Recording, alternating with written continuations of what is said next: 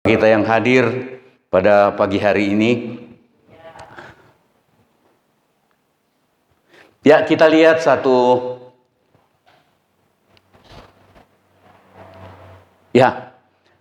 baca temanya.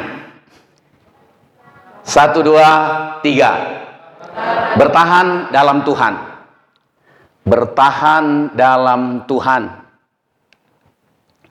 Matius 24 ayat 13, kita sudah sering kali dengar ayat ini.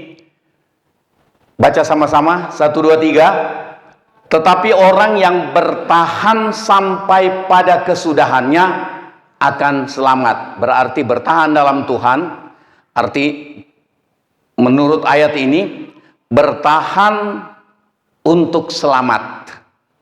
Bertahan, kita berarti orang-orang yang sudah percaya, sudah diselamatkan, suruh bertahan dalam Tuhan.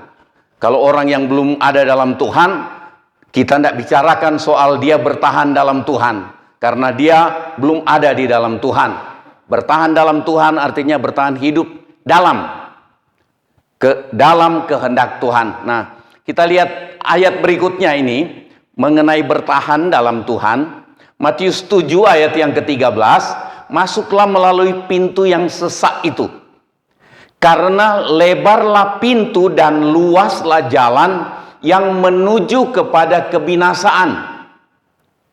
Dan banyak orang yang masuk melaluinya. Ada banyak orang, firman Tuhan perintahkan dalam Injil Lukas, dikatakan berjuanglah untuk masuk. Kalau dalam Injil Matius ini cuma dikatakan masuklah, tetapi ini perintah yang mendesak. Masuklah melalui pintu yang sesak. Alamatnya jelas ditunjukkan. Masuk kemana? Ke pintu yang sesak. Firman Tuhan katakan, masuklah melalui pintu yang sesak itu, karena lebarlah pintu dan luaslah jalan yang menuju kepada kebinasaan, dan banyak orang yang masuk melaluinya. Baik orang yang belum datang sama Tuhan dan menolak untuk datang sama Tuhan, menolak untuk hidup sesuai dengan firman, maupun orang-orang yang tadinya sudah ada dalam Tuhan, tapi dia tidak rela pikul salib, tidak rela menyangkal diri, tidak rela untuk dikekang, dibatasi hidupnya. Orang yang datang ibadah cuma cari senang, bukan cari untuk menyenangkan Tuhan. Dia ibadah menurut kehendaknya sendiri. Ini yang mengerikan. Itu sebabnya sebenarnya Tuhan bilang ibadah itu sia-sia. Ibadah yang seperti itu sia-sia. Bukan ibadah itu sia-sia, tetapi ibadah yang seperti itu. Seperti apa tadi? Seperti orang-orang yang datang ibadah cari senang. Saudara, kalau kita datang ibadah cari Tuhan,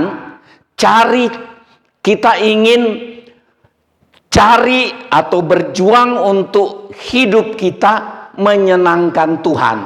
Amin. Jadi kita datang ibadah itu tujuannya menyenangkan Tuhan, bukan kita cari senang. Banyak keadaan di ibadah yang bikin kita tidak senang. Musiknya keliru, yang pimpin pujian keliru, yang singer keliru, bajunya tidak karu-karuan, segala macam, soundnya tidak enak. Itu bisa bikin kita tidak enak. Tapi waktu kita punya tujuan untuk menyenangkan Tuhan, semua jadi lain. Ada satu mahasiswa, pertama kali dia ketemu saya, dia bangga, saya ibadah di kota Anu dan luar biasa. Waduh, ya, dia bergabung luar biasa. Kemudian tiba-tiba dia KKN-nya, praktek kerja nyatanya di desa, desa banget. Dia cari tempat ibadah di desa itu ada. Syukur ada teman saya. Di desa pojok di pinggir laut selatan. Yang ada cuma gitar biasa itu. Gitar biasa, senarnya sudah tua lagi. Sudah tidak bunyi bagus. Tetapi dia kaget lihat orang menyanyi luar biasa. Orang desa nyanyi luar biasa sambil tutup mata mereka angkat tangan. Gitarnya hampir tidak kedengaran. Karena sudah tidak bunyi bagus. Tetapi dia lihat sukacita orang yang beribadah. Saudara, datang ibadah cari Tuhan. Datang ibadah untuk senangkan Tuhan. Bukan kita cari senang. Kalau kita datang ibadah mau tujuannya mau menyenangkan Tuhan, Tuhan yang paling tahu caranya untuk senangkan saudara dan saya. Kalau saya melayani, saya tujuannya untuk menyenangkan Tuhan, Tuhan yang tahu cara terbaik untuk menyenangkan saya. Itu sebabnya orang seringkali berduyun-duyun ke KKR karena rame, cari senang. Sudah tidak usah belok ke sana. Nanti waktunya habis. Banyak orang yang masuk ke jalan yang lebar itu. Banyak orang yang masuk melalui pintu yang lebar. Luaslah jalan, lebarlah pintu dan luaslah jalan yang menuju kebinasaan. Luas, gampang dilalui. Gampang marah, gampang dendam, gampang ngamuk, gampang ngosok. Ngosok itu apa? Gampang ngambek, gampang, pokoknya semua gampang. Gampang korupsi, gampang menyimpang, gampang. Itu jalan lebar. Nah, ayat 14, karena sesaklah pintu dan sempitlah jalan yang menuju kepada kehidupan dan sedikit orang yang mendapatinya. Sedikit yang mau dan rela masuk pintu sesak untuk berjalan di jalan sempit. Sedikit. Dari kita yang sangat sedikit ini, bisa-bisa cuma sedikit yang rela. Kebanyakan kita bilang, jangan ngomong ya. Sampean om ndak alami, saya yang alami. Kalau saya dendam, wajar. Kalau saya tidak mengampuni, wajar. Tuhan bilang, kalau kamu tidak ampuni orang, Bapa di sorga tidak ampuni kamu. Orang karena gengsi, karena sombong, karena ketinggian hati, karena terlalu mahal harga dirinya, lebih mahal dari darah Yesus, maka dia bilang begini, saya wajar kalau saya tidak mengampuni. Dia rela korbankan selamatnya, dia rela tinggalkan pintu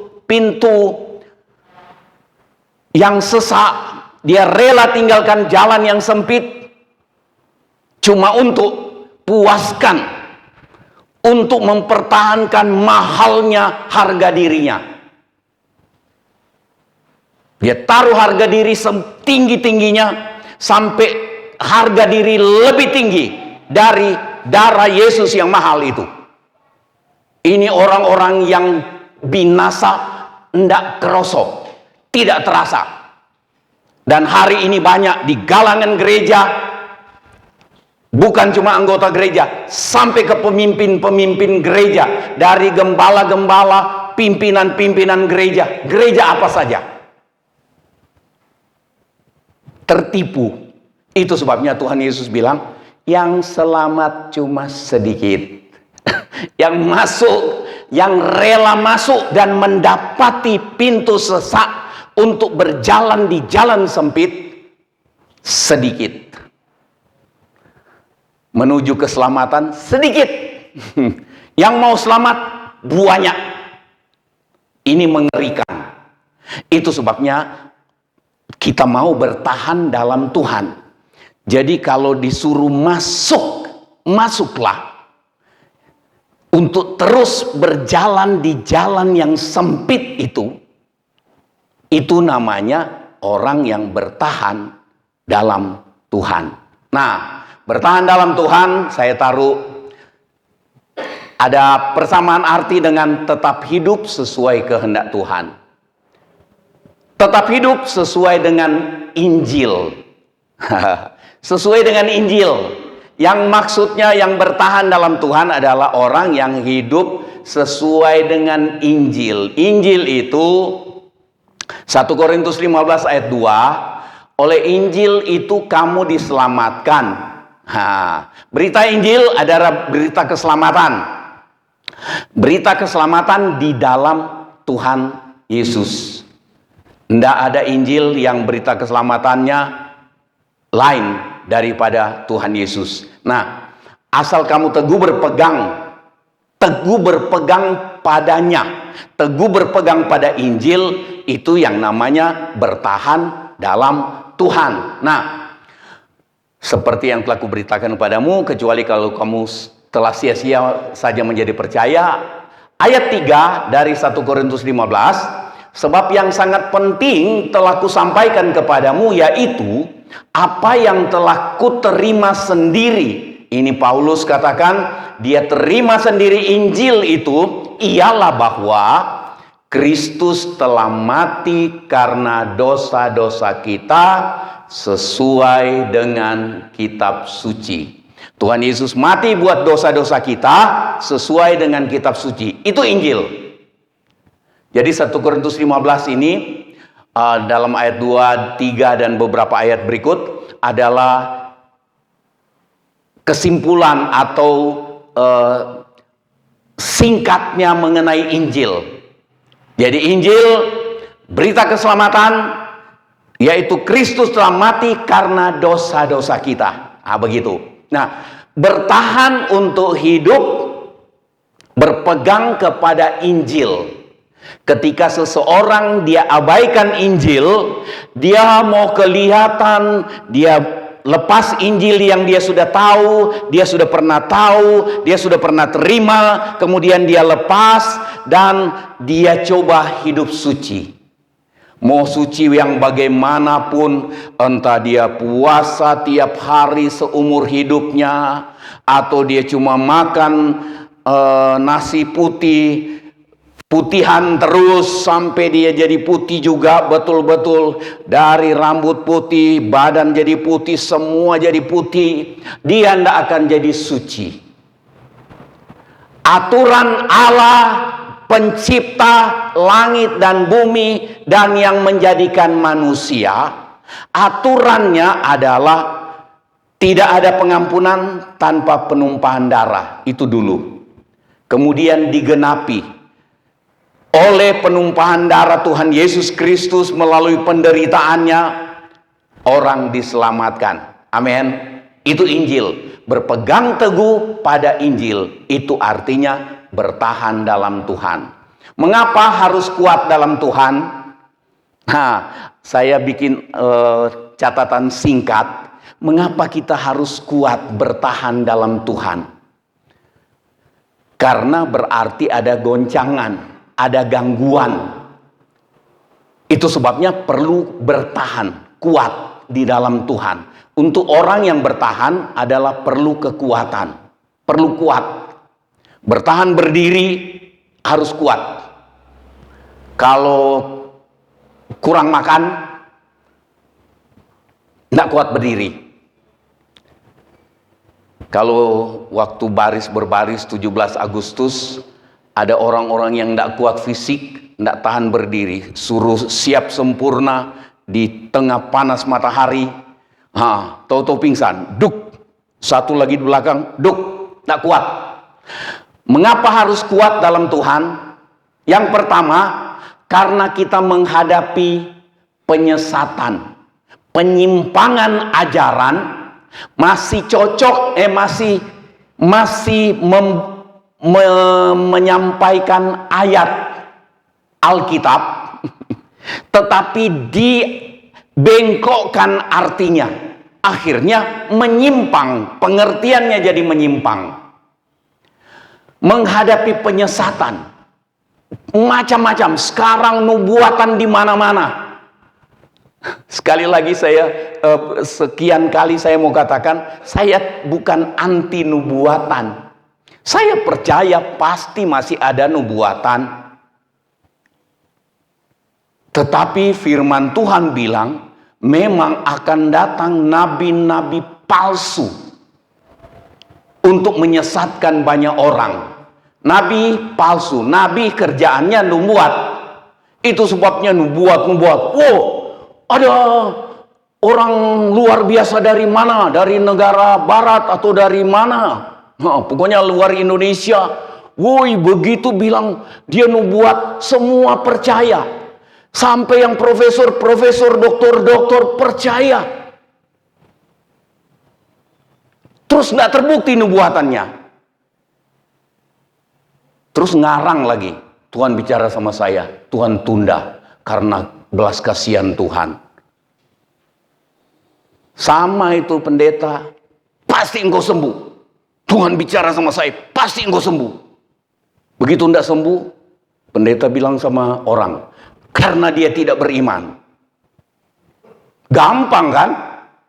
Gampang. Putar balikan itu. Pendeta bikin putar balik itu gampang. Kalau dia bilang, Tuhan bicara sama saya mau doakan, engkau sembuh. Enggak sembuh. Gampang, saya akan bilang ke orang, karena dia tidak beriman. Atau karena imannya sudah gugur. Macam-macam. Saudara, hati-hati dengan penyesatan. Kadang-kadang teman sesama gereja bisa bikin sesat kita. Apalagi sudah diam-diam. Tapi jangan bilang om ya. Jangan bilang om ya. Kalau sudah begitu, itu sudah tanda-tanda. Ada orang datang bertamu ke saudara, tapi dia bilang, nanti jangan bilang Bapak Gembalamu ya. Dulu ada yang suka datang bertamu. Mereka tidak mau kalau saya tahu. Diam-diam. Terus senang itu. Senang itu. Sekarang sudah meninggal. Senang. Diam-diam. Suruh diam-diam. Saudara, kalau saudara tidak terbuka, kita gampang disesatkan. Salah satu tanda orang penyesat, kalau dia datang di rumah saudara diam-diam, dan dia bilang, jangan ngasih tahu gembala. Pasti gembalamu tidak setuju. Karena gembalamu itu kolot, tidak modern, tinggal di desa. Ada yang begitu dulu, penyesat. Gereja tidak ada tulisan gereja sesat, enggak. Tapi dia ajar menyimpang. Ada lagi penyimpangan, penyesatan. Cara untuk menjangkau jiwa itu sesat. Dia datang ke agak bos, pelicuan, contohnya. Dia bilang, datang ibadah di tempat kami, cicipi dulu. Kita kan punya Bapak yang baik, Papa yang sama. Datang cicipi dulu di tempat kami. Ini promosi apa? Yang nomor 1 selalu apa? Kecap. Caranya, ini penjangkauan jiwa yang caranya cara sesat. Banyak yang berbuat itu. Jadi kalau saya diajak, ayo mari kita bersatu, kita sama-sama, Bapak kita di surga sama-sama Bapak. Saya tidak percaya, karena sudah terbukti menyimpang. Diam-diam aja. Itu penyesatan. Mudah-mudahan mereka dengar nih. Penyesatan, jangan mau ikut seperti itu. Polos-polos saja. Ikut Tuhan tidak ruwet. Tidak ruwet. Yang bikin ruwet itu kita. Itu sebabnya akhirnya kita ruwet banget. Tidak mampu, tidak gampang tangkap maunya Tuhan. Datang sederhana aja. Duduk doa. Duduk nyanyi. Suruh berdiri, nyanyi sambil berdiri, nyanyi. Polos. Itu yang polos itu, Tuhan bilang, kalau tidak jadi seperti kesederhanaan anak-anak, kamu tidak masuk dalam sorga. Itu Tuhan Yesus yang bilang. Nah, sudah. Kita menghadapi penyesatan. Matius 24 ayat 5, sebab banyak orang akan datang dengan memakai namaku, nama Tuhan Yesus. Ya, kita bersaudara dalam Yesus, kita bersaudara. Ayo, datang CJP ke gereja kami. Saya tidak pernah ajar saudara ajak orang bilang, ayo datang ke penarukan dulu, rasa dulu. Apanya yang dirasa? Kecap. Itu omong kosong semua itu. Nah, dan pakai namaku berkata, akulah Mesias, dan mereka akan menyesatkan banyak orang. Apa dikatakan akulah Mesias? Ini pengertiannya sepertinya mengaku. Tapi ini banyak orang. Mana bisa Mesias banyak orang? Tetapi Mesias adalah yang diurapi. Berarti kamilah ada Roh Kudus. Kamilah gereja yang ada urapan. Yang pendeta penarukan itu ndak ada urapan. Karena ndak pernah altar call, ndak pernah bahasa roh.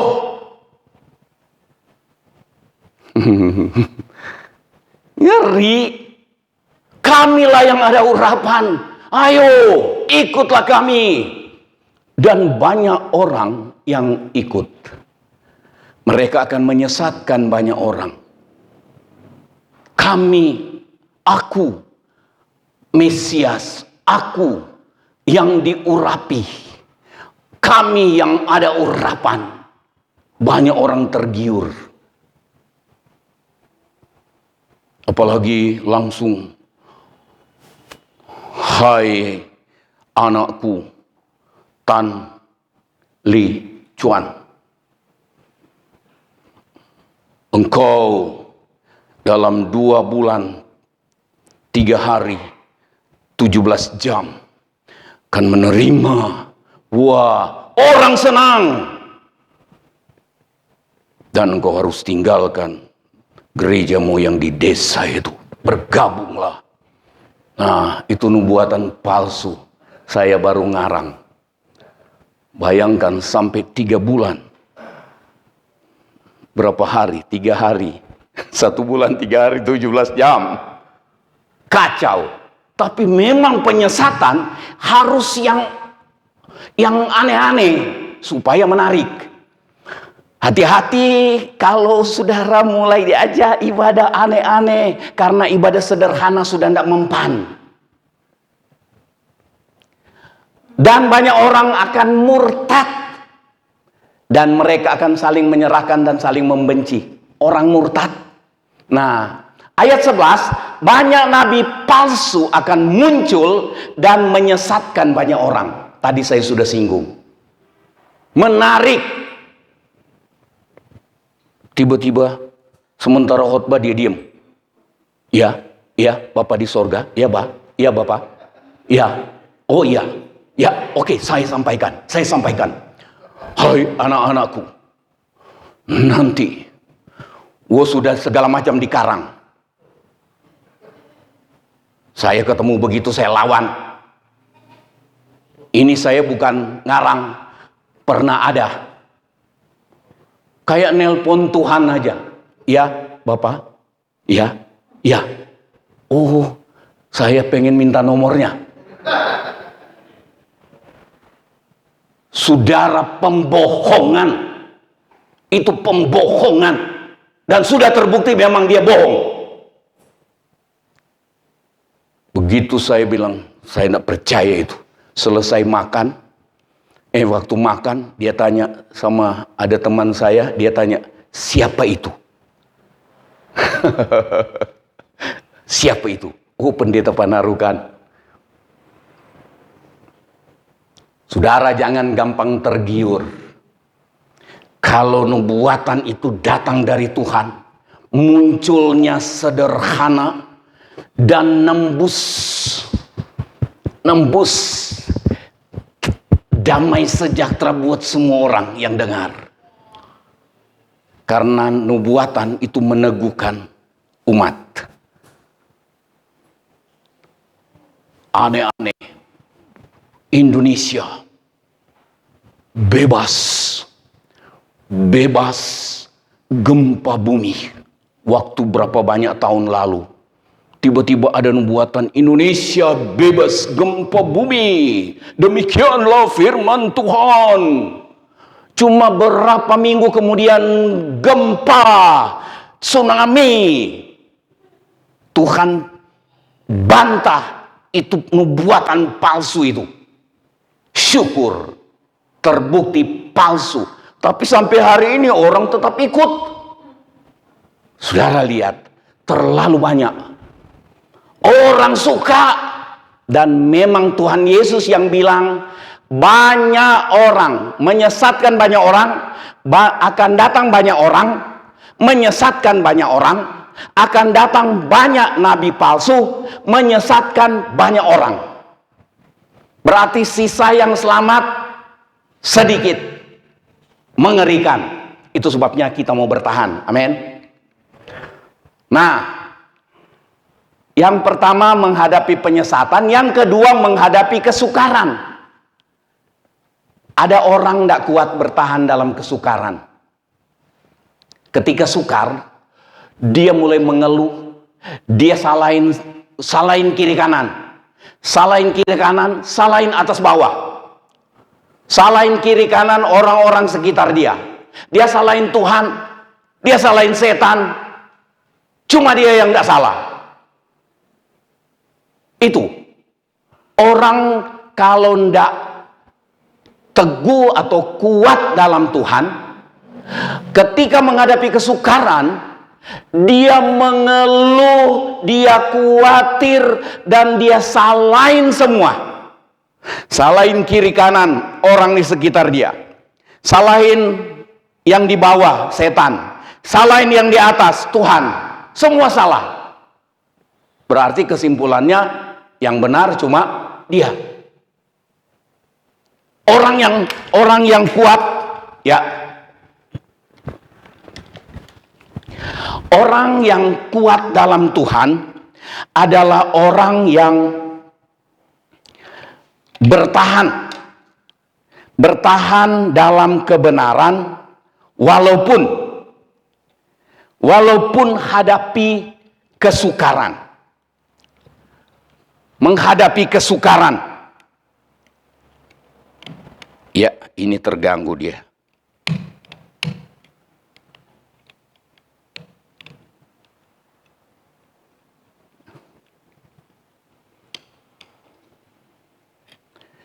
Sebentar.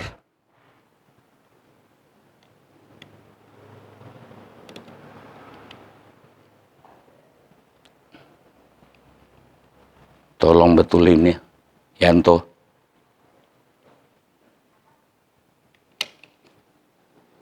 Ya, puji Tuhan, kita terus. Nanti standby Nina. Jadi kita harus bertahan dalam Tuhan. Yang pertama menghadapi penyesatan, yang kedua menghadapi kesukaran.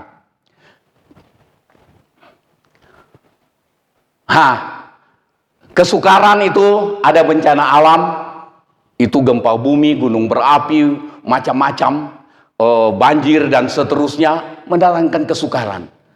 Banyak anak-anak Tuhan juga alami, hamba-hamba Tuhan alami di Lumajang. Kita sudah store bantuan untuk bencana di Lumajang. Nah, semua kena. Tapi orang yang bertahan dalam Tuhan, orang yang kuat dalam Tuhan adalah orang yang bertahan dalam kesukaran, menghadapi kesukaran. Ada bencana alam, ada perang, ada kelaparan. Itu semua sukar.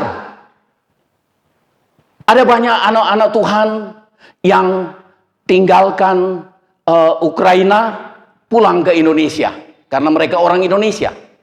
Ada banyak anak-anak Tuhan yang keluar dari Ukraina dalam penderitaan sementara musim dingin, mereka lari ke Polandia, lari ke beberapa negara Eropa lainnya, hadapi kesukaran. Tapi dia bertahan untuk tidak kecewa. Amin. Nah, berikut. Menghadapi kesukaran, ada aniaya, ada sasaran kebencian. Saudara lihat bolak-balik orang pengaruh tuh, orang ceramah, penghinaan, pelecehan untuk Tuhan Yesus, untuk Alkitab, untuk orang Kristen, pelecehan. Tapi kita tidak pernah tuntut. Kita tidak bilang, orang itu cocok untuk dipenggal kepalanya. Tidak ada. Karena kita tidak diajar begitu. Kalau ini sedikit-sedikit penggal kepalanya. Penistaan dan seterusnya. Kesukaran loh itu. Ada aniaya, ada sasaran kebencian dilontarkan ke kita. Saudara, jangan cepat kita ngamuk kalau kita lihat itu terjadi. Seringkali kita senyum saja. Iya, memang dia tidak mengerti. Berikut. Nah, menghadapi yang ketiga, tadi yang pertama hadapi penyesatan, yang kedua menghadapi kesukaran, yang ketiga ini menghadapi keberkatan dan kemakmuran. Saudara, hati-hati kalau sampai Tuhan kasih kesempatan dari hidup yang sulit, dari hidup yang sukar, kemudian diberkati, makin diberkati sampai dia alami kemakmuran. Saya ada dalam tanda kurung ini Ulangan pasal 8. Ada di sana dalam ayat 11, mungkin boleh ditampilkan sebentar. Kalau saya tidak catat di catatan saya. Ulangan 8 ayatnya yang ke-11. Lama ya. Saya lupa taruh. Ya, mungkin ada yang sudah ketemu di. Makasih toh.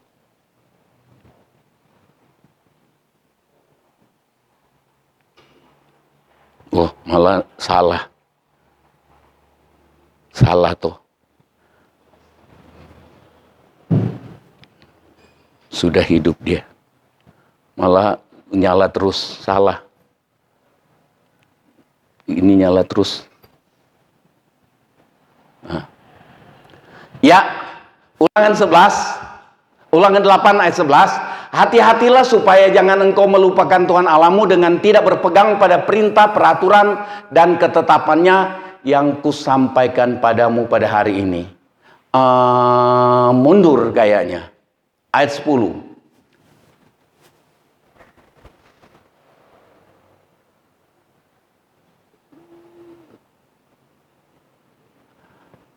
Dan engkau akan makan dan akan kenyang, maka engkau akan memuji Tuhan Allahmu karena negeri yang baik yang diberikannya kepadamu. Mundur lagi satu ayat.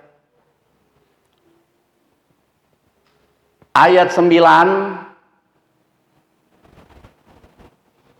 Suatu negeri di mana engkau akan makan roti dengan tidak usah berhemat, di mana engkau tidak akan kekurangan apapun. Suatu negeri yang batunya mengandung besi dan dari gunung akan kau gali tembaga dan seterusnya. Firman Tuhan katakan begini, nanti waktu kamu sampai ke tanah yang aku janjikan, dan kamu akan alami kelimpahan, karena aku akan berkati kamu di tanah itu.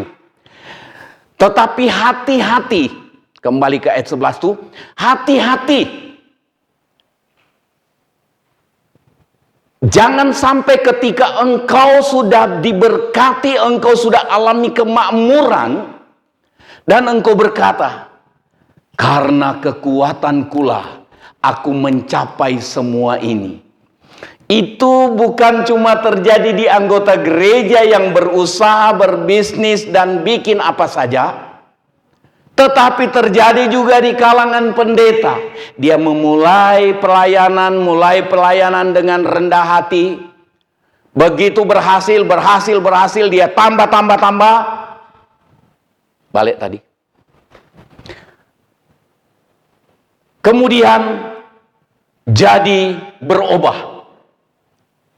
Saudara masih ingat ada seorang raja namanya Uzia?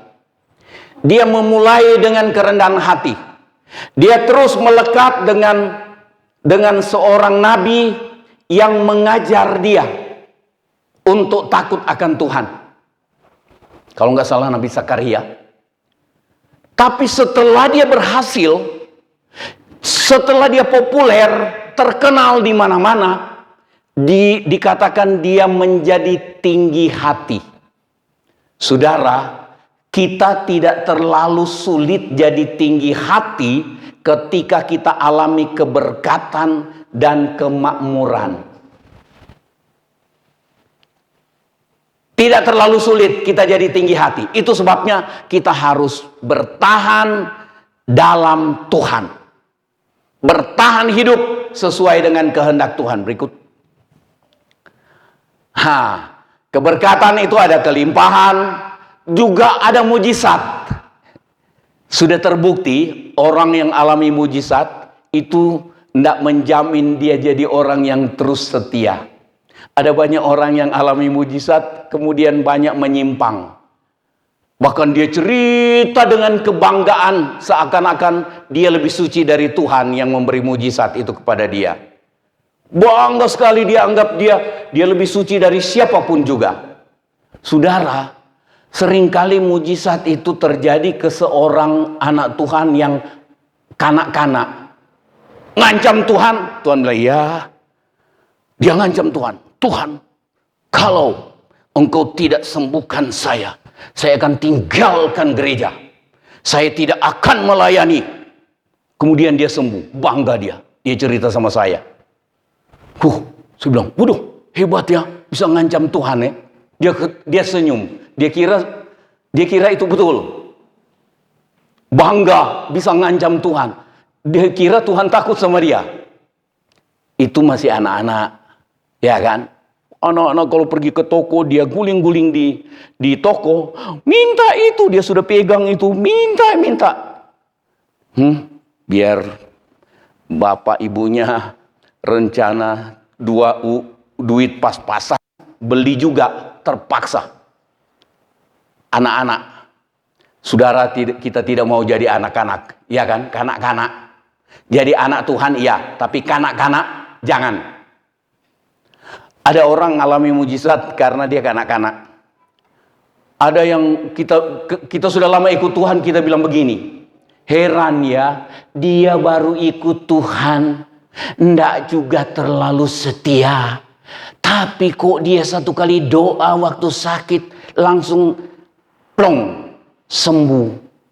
Saya sudah setia, sudah main musik, sudah singers, sudah pernah khotbah, tapi saya sakit. Doa 1 hari, enggak sembuh. Doa 2 hari, nanti 14 hari baru sembuh. Saudara, seringkali Tuhan tidak kasih mujizat ke orang yang makin dewasa.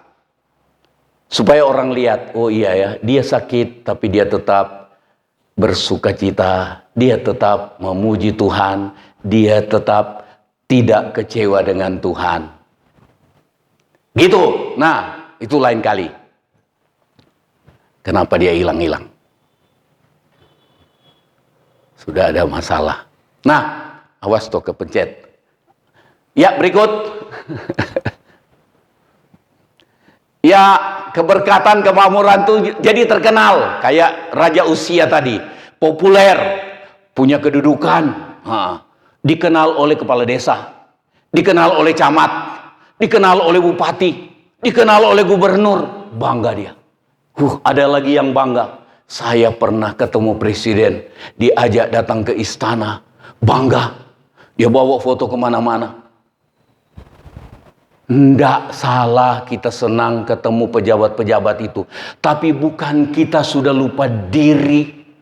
Tapi orang yang bertahan dalam Tuhan, walaupun sudah kenal mulai dari RT, RW, kepala desa, sampai ke camat, sampai bupati, gubernur, sampai presiden dia kenal, sampai presiden luar negeri dia kenal. Dia tetap sederhana. Tidak ada yang dia banggakan seakan-akan dia sudah hebat. Itu terkenal.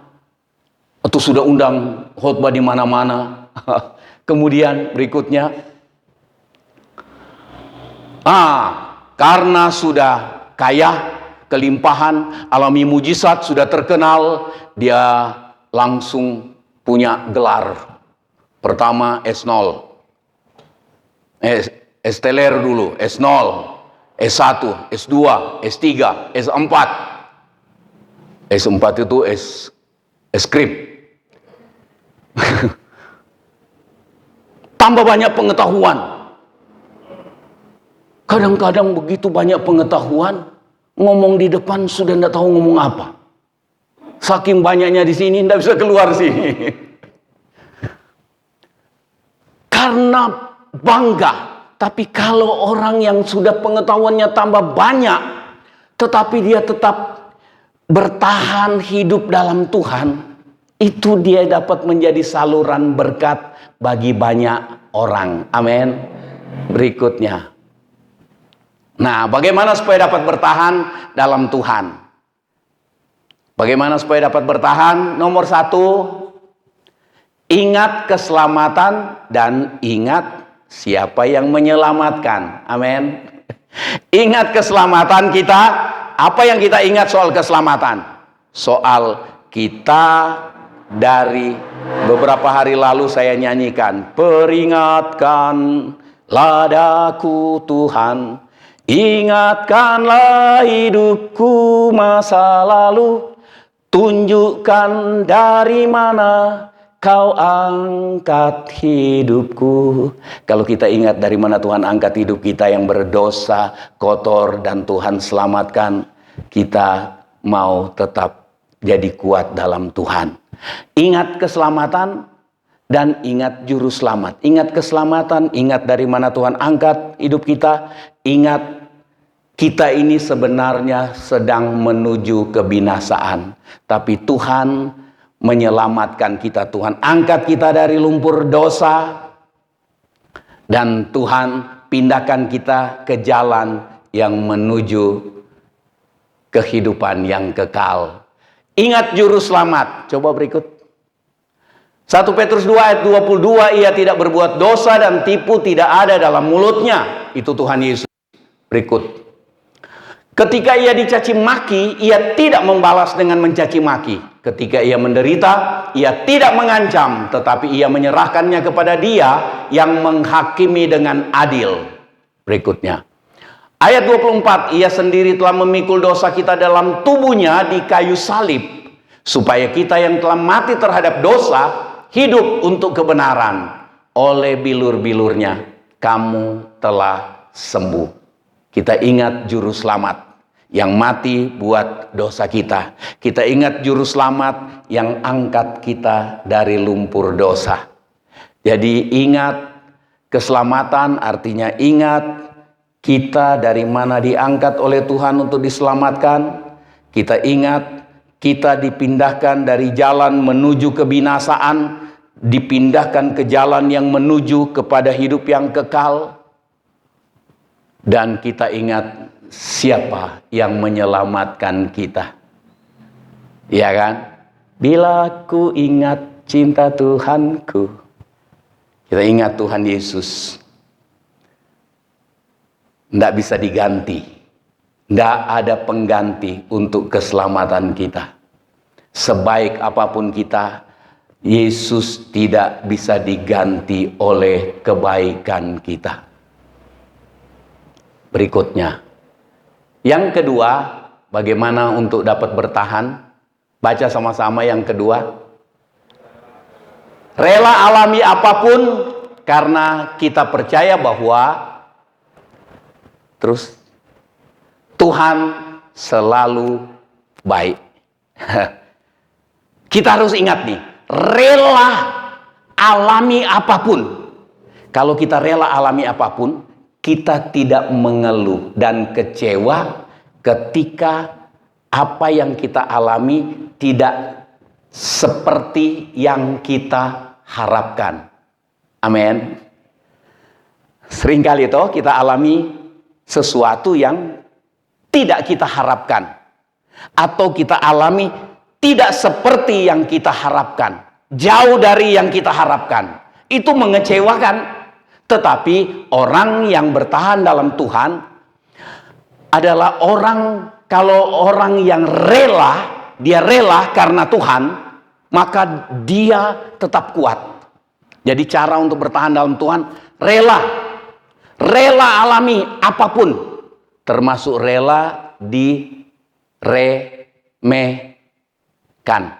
Amin. Nggak enak. Kita tersinggung banget loh kalau kita diremehkan, ya kan? Karena apa? Kenapa kita tersinggung kalau kita diremehkan? Karena kita sudah taruh harga diri kita sangat tinggi. Ketika orang remehkan kita, seakan-akan dia bikin kita rendah, kita bilang, harga saya enggak segitu.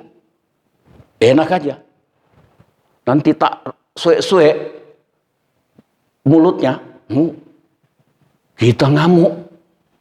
Kita merobek-robek mulutmu kalau kamu rendahkan saya. Karena kita anggap harga diri kita sangat tinggi. Itu yang saya bilang tadi. Ketika kita anggap harga diri kita lebih tinggi dari harga darah anak domba Allah yang menebus kita, maka kita gampang